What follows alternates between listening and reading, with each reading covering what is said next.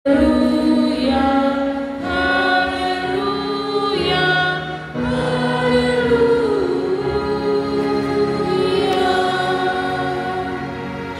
Silakan dulu. Shalom. Salam damai sejahtera. Selamat berjumpa kembali dalam rumah Tuhan. Ketika kita ada untuk sama-sama memperbaharui diri dari firman Tuhan, dari pujian, dari persekutuan bersama di tempat ini. Saudara-saudaraku yang kekasih, ini hari Minggu terakhir menjadi hari Minggu yang membahas sila kelima dari Pancasila, keadilan sosial bagi seluruh rakyat Indonesia. Jadi sepanjang bulan Agustus, di bulan kebangsaan ini, gereja dibawa untuk memaknai sila-sila yang ada di Pancasila. Kekasih Tuhan sekalian, bacaan kita dari kitab Amos. Amos ini seorang peternak domba dari tempat yang bernama Tekoa. Ia mulai menyuarakan suara kenabiannya pada masa zaman Raja Yerobeam. Yerobeam ini memerintah di Israel Utara kurang lebih 41 tahun. Amos sendiri berarti beban. Dan di masa ia menyuarakan kenabiannya, umat Israel Utara khususnya ada dalam kondisi yang makmur, ya, berlimpah. Yerobeam berhasil merebut kembali beberapa daerah yang sempat diambil oleh Asyur, dan Yerobeam berhasil. Dan karena itu kehidupan umat Tuhan pada masa itu tidak sedang mengalami kelaparan, mereka berlimpah dalam banyak hal. Karena itu di dalam kesenangan dan kepuasan secara jasmani, hal ini justru membuat orang Israel menjadi orang yang tidak takut Tuhan, jauh dari Tuhan. Dalam kondisi yang demikian ada banyak ketimpangan sosial yang terjadi. Kaya dan miskin itu berbeda sekali. Tanah-tanah banyak dikuasai oleh kelompok tertentu. Para hakim yang ada tidak memutuskan perkara dengan adil, bahkan menginjak-injak keadilan. Dan orang kaya memeras yang miskin. Contoh ketidakadilan ini kita dapat membacanya dalam beberapa bacaan ini. Pasal 7 di situ dikatakan bahwa kamu mengubah keadilan menjadi ipu. Ipu ini tanaman beracun yang mematikan. Jadi ketika keadilan diharapkan membawa kehidupan bagi umat Tuhan, justru keadilan pada zaman Nabi Amos berperan sebagai nabi, keadilan tidak membawa kehidupan, bahkan keadilan membawa kematian. Karena digambarkan Nabi Amos, keadilan engkau rubah menjadi ipu, racun yang mematikan. Ya, bagi kaum yang rentan terhadap kondisi ini, mereka tidak mampu untuk mendapatkan keadilan bagi mereka, terutama kelompok orang miskin, para janda dan para yatim piatu. Kemudian yang kedua, yang mengempaskan kebenaran ke tanah. Ya, ketika keadilan tidak didapatkan, bahkan kebenaran diinjak-injak. Mengempaskan ke tanah berarti kebenaran itu dapat diputarbalikan orang dengan mudah untuk melakukan ketidakbenaran. Kemudian di sini juga dikatakan bahwa mereka benci kepada yang memberi teguran. Jadi bahkan para nabi yang menyuarakan suara Tuhan, orang-orang ini tidak suka dengar. Maka mereka menjauhkan diri dari perhimpunan-perhimpunan beribadah. Bahkan ketika peribadahan itu dijalankan hanya sebagai seremonial belaka, ya, moral kehidupan umat Tuhan pada masa itu dipertanyakan. Mereka keji kepada yang berkata dengan tulus, papa mama, Masing-masing orang hidup sesukanya, seenaknya, semau-maunya, ya. Ketika orang menegur dengan kebenaran dan ketulusan, mereka benci, mereka tidak suka. Ini Amos bagian bacaan kita menerangkan kepada kita. Menginjak-injak orang yang lemah, mengambil pajak gandum daripadanya.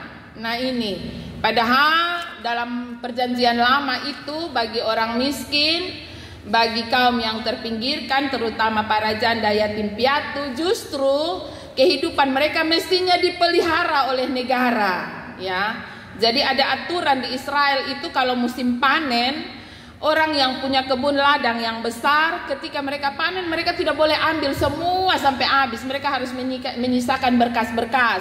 Dan itu menjadi bagian dari para janda yatim piatu. Kita ingat ya cerita tentang Ruth, ya. Bagaimana dia bertemu dengan Boaz. Itu kan ketika para petani, yang memanen gandum milik Boaz, mereka menyisakan sisa-sisa, dan itu menjadi bagian dari para janda yatim piatu. Nah, sebenarnya orang-orang ini mesti menjadi kelompok yang dilindungi, kelompok yang mendapat perhatian. Tetapi justru sebaliknya, pada zaman Nabi Amos, orang-orang ini ditindas habis-habisan. Mereka menginjak yang lemah, mereka mengambil pajak gandum daripadanya. Kekasih Tuhan sekalian, kita ada di tahun ke-79, ya, Dirgahayu, negeri tercinta kita. Sudahkah keadilan ini kita rasakan dalam kehidupan bersama kita atau belum? Ya, di tingkat nasional sekarang lagi heboh dengan keputusan MK soal revisi undang-undang pilkada. Banyak mahasiswa menduduki Senayan untuk berdemo, ya. Dan kita menemukan di sini segala yang terjadi hanyalah sebuah kepentingan, ya, kepentingan untuk kelompok-kelompok tertentu, entahkah kepentingan untuk kaum legislatif, yudikatif, ataukah kepentingan mereka yang berdemo. Kita tidak pernah tahu akan hal ini, ya. Kita hanya dapat mendengar beritanya seperti apa, ya. Kita juga melihat ketidakadilan sosial yang terjadi di Kupang, ya. Dalam 2 pekan terakhir ini kita menemukan ada suami yang pukul istri sampai mati tanpa ada rasa belas kasihan. Istri berpulang kerja, ya, bukan berpulang pasiar, ini berpulang kerja, turun dari motor langsung suami supaya memang dengan sesuatu pokok sampai mati, ya. Ada suami yang izin istri mau pergi kerja di Jakarta, istri dengan menggunakan tangan para oknum cegat di teno, pegang bawa sembab tua, bawa piosapa, papoko sampai mati. Inikah keadilan? Inikah kehidupan kita sebagai anak-anak Tuhan? Siapa mereka dong? Orang Kristen, ya. Para pelaku dan para korban ini anak-anak Tuhan, bukan orang yang tidak pernah kenal agama, ya. Saudara-saudaraku yang kekasih dalam kasih Tuhan kita Yesus Kristus, inikah kemerdekaan kita? Inikah makna dari keadilan? Inikah kebebasan yang kita miliki? Kita bebas melakukan apa saja, yang penting kita senang, ya. Kekasih Tuhan sekalian, dunia sedang menuju pada cara-cara hidup yang egosentris, ya. Masing-masing kita membuat tembok bagi diri kita sendiri untuk cukup melihat diri kita sendiri. Kita tidak peduli dengan dunia sekitar kita. Kita tidak menaruh perhatian kepada dunia sekitar kita. Nabi Amos dalam keterpanggilannya sebagai seorang nabi, ia berani untuk menyuarakan hal ini. Ia berani untuk mengatakan tentang kebenaran dan keadilan. Bacaan kita pada sore hari ini, Amos menyuarakan tentang suara Tuhan yang berbicara tentang hukuman bagi mereka yang bertindak tidak adil dan tidak benar. Ayat 11 bagian B, Amos mengatakan, sekalipun kamu telah mendirikan rumah-rumah dari batu pahat, kamu tidak akan mendiaminya. Sekalipun kamu telah membuat kebun anggur yang indah, kamu tidak akan minum anggurnya. Ya, saudara-saudaraku yang kekasih, apa yang kita kejar? dalam kehidupan bersama kita. Ketika kita meninggikan tembok egosentris kita hidup untuk diri kita sendiri, kita tidak peduli dengan dunia sekitar kita. Kita membangun, kita mencari pagi, siang, sore, malam, tiada henti. Amos bilang, lu bikin rumah mewah-mewah, bagus-bagus juga, lu tidak akan menikmatinya. Lu bikin kebun yang luas lebar, lu tidak akan meminum anggurnya. Kekasih Tuhan sekalian, ini dia sedang mengkritisi kehidupan dan kondisi umat Tuhan pada masa itu. Ketika mereka tidak memiliki ketidakpedulian terhadap dunia di sekitarnya, kepada orang-orang di sekitarnya, dia mengingatkan bahwa semua yang ada pada kita, semua yang melekat pada kita ternyata hanyalah sebuah kesemuan, ya, sia-sia seperti uap yang diterbangkan angin. Karena itu hakikat kita sebagai umat Tuhan. Ketika kita pergi menghadap Sang Pencipta, perbuatan kita yang akan kita bawa kepadanya. Kehidupan kita lah yang akan kita bawa kepadanya. Bagaimana kita mengisi hari-hari kita, itulah yang akan kita pertanggungjawabkan di hadapannya. Kalau begitu, masihkah kita tidak peduli? Masihkah kita tidak melihat kondisi kehidupan kita di sekeliling kita? Saudara-saudaraku yang kekasih, 79 tahun mengantar Indonesia menjadi negara yang makmur. Secara ekonomi kita ada di urutan ke-40 dari 125 negara secara ekonomi. Artinya ekonomi Indonesia sudah cukup kuat. Luar biasa pemerintah kita membawa kita pada kondisi ini. Kita ada di urutan 40. Ya, kita sudah tidak lagi menjadi negara miskin. Kita menjadi negara yang makmur, yang kuat secara finansial. Itu berarti dalam kehidupan kita mestinya menjadi negara yang kuat, bukan saja secara ekonomi, tapi juga secara sosial dan secara politik. Dalam berpolitik, umat Tuhan semestinya sudah menjadi orang-orang yang dewasa. Bukan politik kekanak-kanakan, ya. Mau enak sendiri, mau menang sendiri, ya. Kemudian secara sosial kita mampu menjaga hubungan kita di antara seorang dengan yang lain dengan baik. Kita tidak saja mengagung-agungkan kebebasan kita, hak asasi manusia di atas segalanya, dan membuat kita tidak peduli dengan orang lain. Kita membuat zona nyaman kita sendiri.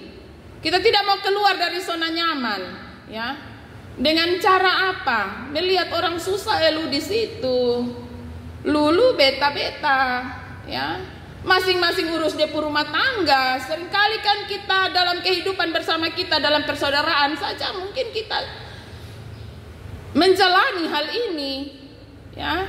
Masing-masing kita kakak beradik saja kadang-kadang satu dan satu kehidupan, tidak boleh ganggu, ya.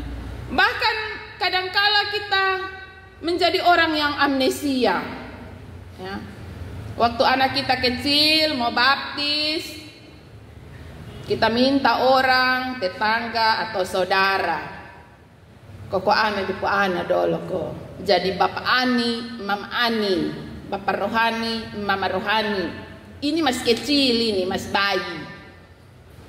Ketika anak ini mulai bertambah dewasa, ya, waktu kan lama, dia sudah jadi nona-nona, nyong-nyong. Yang nyong-nyong ini mulai kenal segala kehidupan dunia. Yang nona-nona pun demikian. Kemudian bapak ani dan mama ani mau togor susun bisa lain, karena dia pun bapak dan mama membentengi anaknya. Ya, inilah kehidupan kita. Kita sendiri yang menciptakan dunia yang begitu sempit bagi diri kita sendiri. Kita menjadi orang yang tidak peduli. Kita tidak mau mendengar teguran. Kita tidak mau mendengar kata-kata yang tulus sebagaimana yang dituliskan dalam bacaan ini. Tapi firman Tuhan pada sore hari ini mengingatkan saya juga mengingatkan kita semua akan keterpanggilan kita sebagai umat Tuhan, sebagai orang percaya. Kalau Amos berani menyuarakan ketidakadilan, dia berani mengkritisi pemerintah pada masa itu, para nabi pada waktu itu yang hidup tidak benar di hadapan Tuhan. Dia berani menyerukan tentang ketidakbenaran yang dilakukan oleh para pemangku-mangku jabatan. Maka hari ini firman Tuhan pun mengajak saya, para pelayannya, demikian juga umat Tuhan, untuk berani menyatakan kebenaran dan menyatakan keadilan yang sesungguhnya. Kita tidak boleh bersikap cuek, acut tak acut, bahkan tidak peduli terhadap dunia sekitar kita. Dengan hikmat Tuhan, kita meminta Tuhan untuk menolong saya dan saudara untuk mampu memiliki kepekaan sosial kepada dunia sekitar kita. Sehingga sila kelima dari Pancasila ini tidak hanya menjadi sebuah slogan yang dihafal luar kepala. Ya, 1 sampai 5 kita hafal semua, tapi pelaksanaannya kita jauh dari kesempurnaan. Saudara-saudaraku yang kekasih dalam kasih Tuhan kita Yesus Kristus, firman Tuhan mau menolong saya dan saudara, firman Tuhan mau mengajak saya dan saudara untuk mampu melihat kondisi dunia di sekitar kita, untuk mampu melihat ketidakadilan, dan untuk mampu mengambil sikap yang benar di dalam menghadapinya. Sehingga kita sungguh-sungguh menjadi orang yang mampu menyatakan kebenaran Allah. Kebenaran yang diinjak-injak, keadilan yang mematikan, mestinya tidak boleh terjadi di negeri tercinta kita. Kita melihat ada beberapa kasus yang kembali mulai diungkapkan, ya. Kasus Vina sekarang entah sudah mulai dingin kembali, dulu heboh tapi sekarang saya lihat mulai redup, ya.